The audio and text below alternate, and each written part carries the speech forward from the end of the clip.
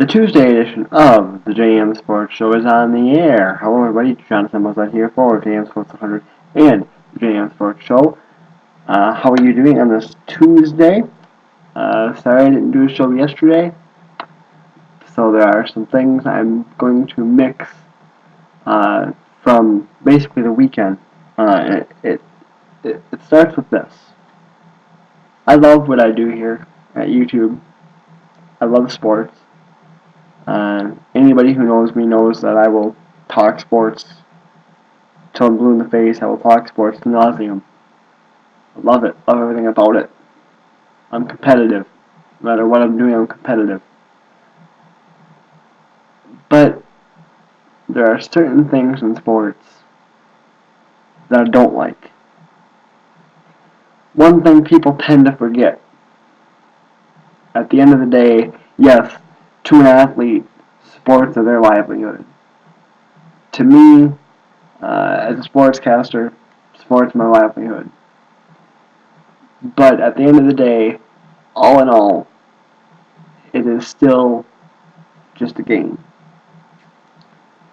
I think of many instances in sports where people get too carried away with it. As you guys know, because I've given it, several props in the show, The Herd, the Colin Cowherd on ESPN Radio. Listen to it just about every day. And he has a saying, and I agree with a lot of what Colin says, and I really agree with this saying, love your life like your sports. There are people that I think get that mixed up, and they don't love their life, or they love their lives, but they also love their sport. That's fine to love your sport. That's fine. But you can only take it to a certain extent. Okay? Let's think of Brian Stowe, the San Francisco Giants fan, a couple years ago that was attacked. Actually, I think it was last year. On opening day by Dodger fans. And I can think of two examples off the top of my head. I had a third one that happened just this weekend, but I forgot about it. But I do have three off the top of my head. One of them being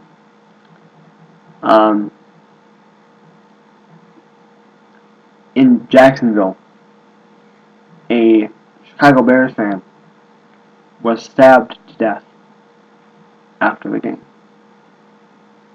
Maybe there was more to it, but still. I'll give you one where I can completely rip this fan base, and I will. I think you all know where I'm going.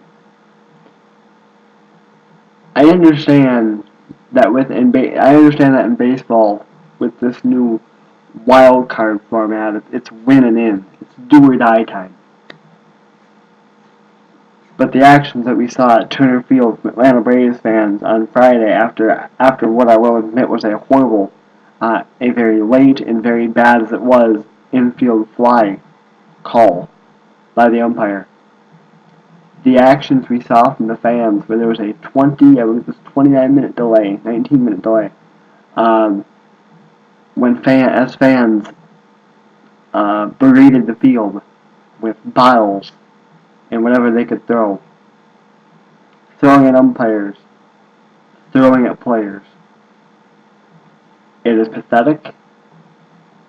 It's uncalled for. At the end of the day, yes, it was a bad call, but it's still just sports. People at times take sports, like I said, too seriously. At the end of the day, it is just a game. Yes, I love sports with all my heart.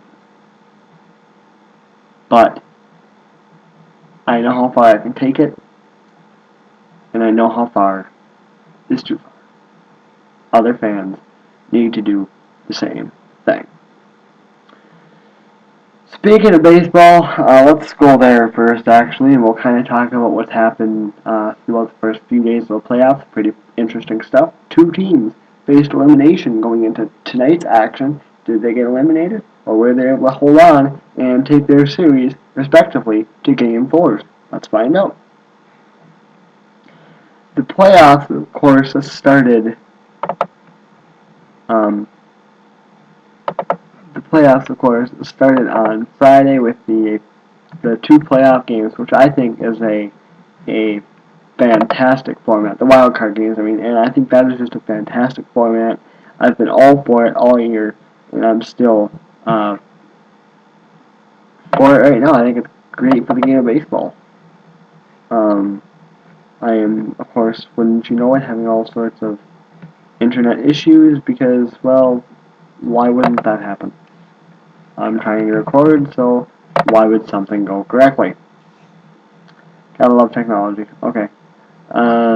Here we go. Now we are where we need to be, so that's good. The playoffs, like I said, started on Friday with the two wild card games, and like we said, there was controversy in one of them.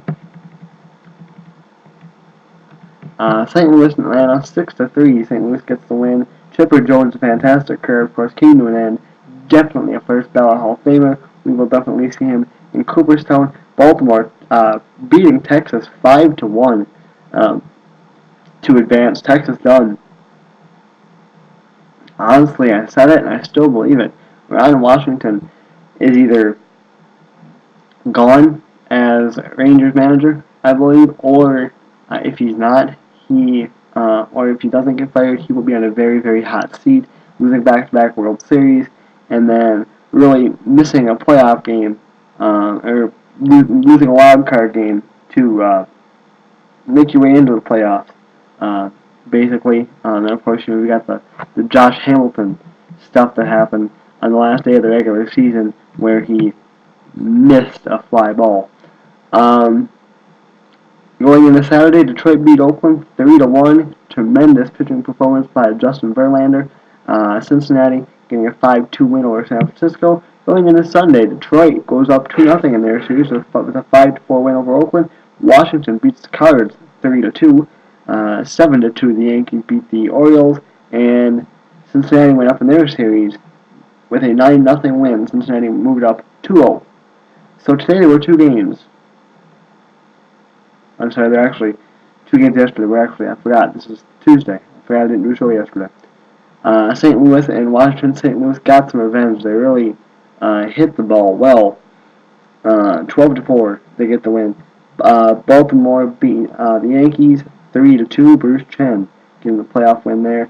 Jim Johnson got the save in that game, and Jim Johnson needed the save after getting completely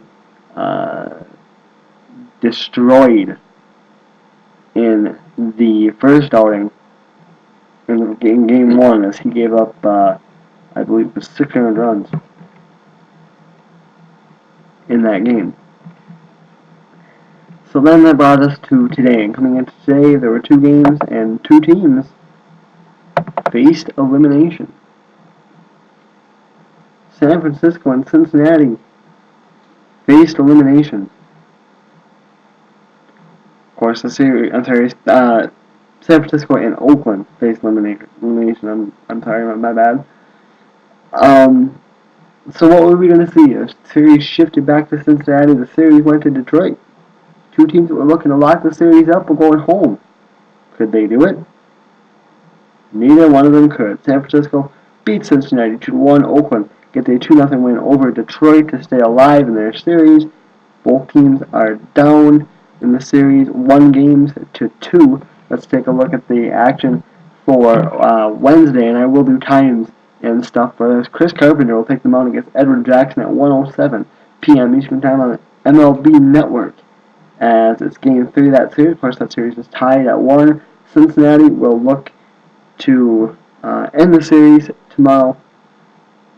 Still a lot of tickets available for that game, according to this. Still over 7.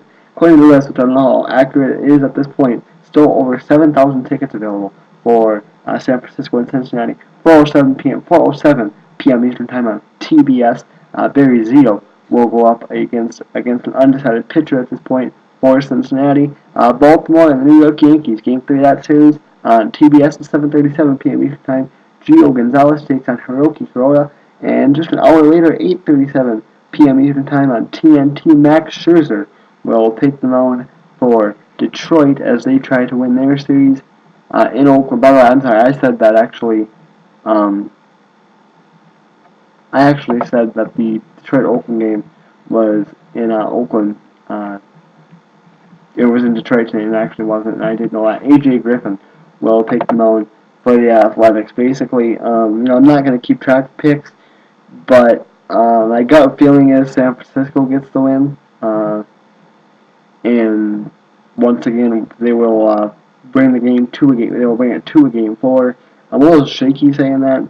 St. Louis and Washington. I'm sorry, I'm looking at the wrong stuff.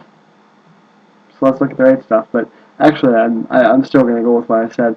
I do think San Francisco will beat Cincinnati and take that to a game four. As far as St. Louis and Washington, honestly, I think I've got Chris Carpenter in that game. I'm going to give him the edge. Carpenter, of course, the more fresh arm. Of course, didn't play for a good chunk of the season. I think St. Louis goes up 2-1. Baltimore and the New York Yankees. I said Gio Gonzalez, didn't I? Wow, I am a mess. This is why I didn't do the show yesterday, because I have not been right. And anybody who knows me and sends me on Facebook and has seen my Facebook stuff knows that I have not been right. Miguel Gonzalez goes for Baltimore. I'm making some thumbs down on this deal. And Hiroki Kuroda goes for the Yankees. Quite frankly, I think Kuroda needs to come out and pitch well. And I think he does. I think in front of the New York crowd, I think Hiroki Kuroda pitches well. I think Baltimore takes a 2-1 lead. Detroit and Oakland. Listen, Oakland is a great story. Oakland's a tremendous story, and I really want them to go far. I don't think it's going to happen, though. Detroit is the better team. Detroit wins the series, and I think they wrap it up tomorrow. So there you go. Those are my shaky thoughts on the baseball stuff. Let's really quickly talk about, I don't know how quick it's going to be, but we'll talk about the NFL stuff. Just some quick news coming from the NFL. First of all, Commissioner Goodell has reduced the suspensions of Scott Fajita and Anthony Hargrove. Hargrove now suspended from 8 games to 7. Fajita will miss 2 games instead of 3, I believe, or is it 1 game instead of 2. And Jonathan Vilma and Will Smith are still out for the year. They have 72 hours to appeal that, and that the NFLPA is not happy. Jonathan Vilma is not happy, and I think that situation is just going to get extremely, extremely ugly. Okay, so we came into the Sunday games 0-1 as the Cardinals lost to the Rams. I told you I was taking the Cardinals very reluctantly, and I can see why I was reluctant with it. Miami and Cincinnati, 17-13. Miami gets the win. We took the loss, and of course did not cover the spread. We had another rough spread week. I'm thinking about dumping the spread, but I'm going to give it a little more time. Listen, Miami fans, you have something to really be excited about. I whipped on Ryan Tannehill. I say it every week, and every week he impresses me even more. Ryan Tannehill has got a fantastic arm. He's got an above-average arm. He's going to be a good quarterback. He's going to win a lot of games for this football team, and I truly believe that. I don't quite know if I don't know if Miami is a playoff team. I think they're going to have a hard time competing with New England. But I definitely think that Miami, Joe Philbin's a good football coach, and I've seen that. With him working in Green Bay, I've seen that he's a good football coach, and I didn't know what kind of head coach he was going to make, but he's shown that he is making a pretty good one. Cincinnati, what can you say? Like I said in the preview video, Andy Dalton, something's missing with him. I don't quite know what it is. He's not as impressive. He's not jumping out at me like he did last year. Not quite sure why. He's just not. Indianapolis and Green Bay. 30-27, Indianapolis took the win. Who's the better team? Now this is a perfect example of the best team. The better team does not always win. Let's be honest, and even Indy fans, I want honesty from you. Who's the better team? The Colts or the Packers? The Packers are. I'm not saying that as a Packers homer. I'm saying that because it's true. Listen, Indy is just a few steps away from being a really, really good football team. Indy is focused.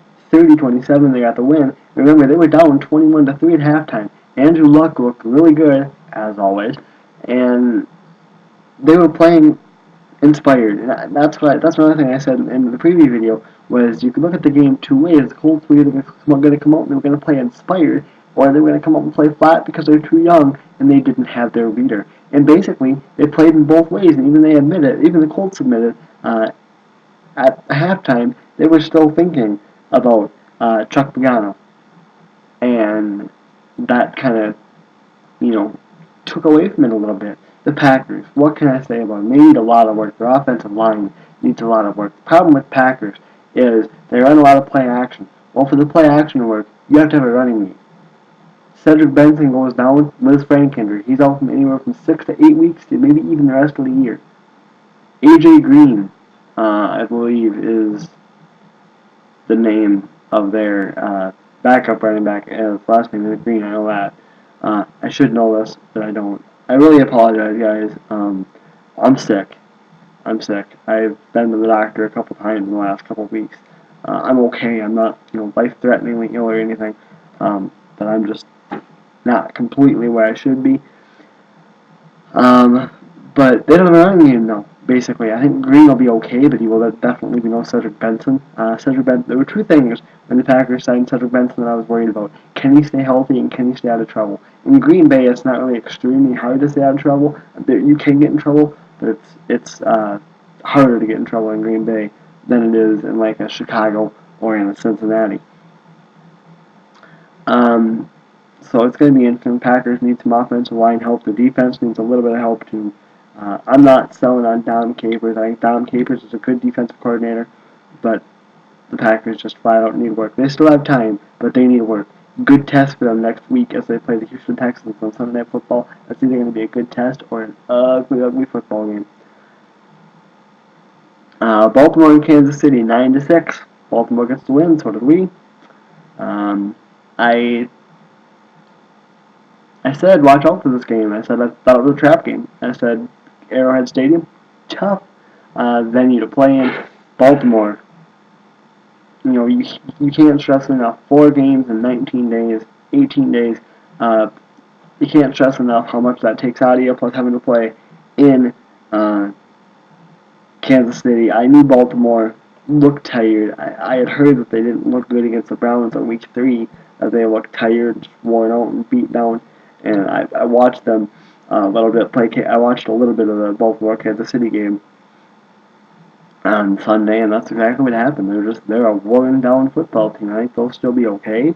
But if they go up against a team like New England or something right now, I don't think they win that football game. Atlanta and Washington, 24-17. By the way, the Chiefs are just bad. Atlanta and Washington, 24-17. Atlanta gets the win. Washington put up a pretty good fight in that game, but the one thing happened that every Redskins fan dreaded, and everybody else said it's going to happen. RG3 got hurt. He got that concussion. He has been medically cleared to practice. So we'll see if he plays on Sunday or not against, I believe it's the Vikings that the Redskins have. Yes, it is. They play at home against the Vikings next Sunday, or this Sunday, and we basically said it was going to happen, and it did. It happened. What can you say? Atlanta is still one of the best teams in football. Giants in Cleveland. Cleveland jumped out really early in this game, and it looked like they were going to give the Giants fits. For a while they did. Giants came back, bounced back well. Brandon Weeden had an okay game. At least in the stats-wise, 291 yards passing for him, 200 yards rushing for Ahmad Bradshaw on the Giants side in that game. What can you say? The Giants played their asses off. They're a good football team. They played well, and in this case, the better team did win. Now, we wanted to pick, lost the spread. I said the Giants were a bad cover at home, and usually they are. Apparently, they did not like what I said because they didn't listen to me this week. Pittsburgh and Philadelphia. Pittsburgh squeaks out a 16-14 win. You knew this game was going to be close. You knew it was going to be ugly. Pittsburgh now has Pennsylvania bragging rights for a while, like 4 years. Michael Vick fumbled the end zone. He fumbled. Again, He said at his press conference after the game, he didn't know what happened. He said that he was usually good with hanging on to the football. He doesn't usually fumble. What? I think he's got 4 fumbles this year. Yeah, if you have 4 fumbles in 5 games, you've got a fumbling problem, buddy. Sorry. Pittsburgh is good. They're old. What can you say? They're old. Offensive line's old. Defense is old. They got Troy Polamalu back, and then they lost him again. He's not expected to play again this week. So we'll see. Pittsburgh is just getting old. They're squeaking out wins, but the window for Pittsburgh to be extremely successful is closing. Seattle and Carolina, 16-12 Seattle. We won that. I have one question. How long do you stick with Russell Wilson? Yes, I understand that it is working, but you are swallowing a lot of money with Matt Flynn. You paid a lot of money for him right now. He's not doing anything. Russell Wilson, I'm not saying he's a flash in the pan. I don't think he is. I think he's a good quarterback. I think he's one of those quarterbacks where eventually teams will figure him out, and then he will start to struggle. Carolina, Cam Newton. He's Cam Newton. He's regressing. I'm extremely disappointed. I wasn't high on him when he came out, and when he entered the draft, I wasn't high on him, so he wasn't going to be very good. Ate some crow last year, wasn't that bad. Did pretty good for being a rookie.